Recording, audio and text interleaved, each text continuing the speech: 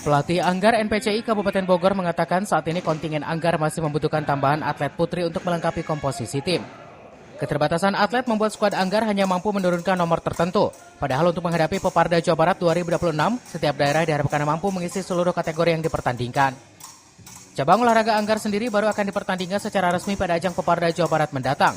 Meski dengan keterbatasan, persiapan latihan tetap dilakukan secara rutin oleh para atlet yang ada.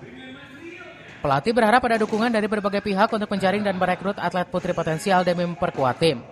Kita tetap konsisten di pagi sore latihan. Alhamdulillah, cuma memang kita kendalanya masih kekurangan untuk atlet perempuan. Sekarang ada berapa atlet?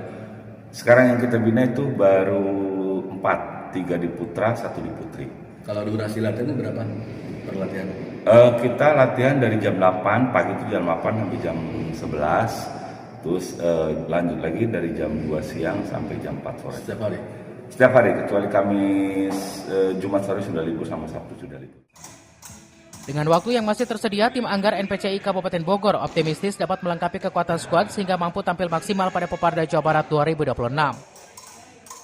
Dari Kabupaten Bogor, Cepi Suryadi melaporkan.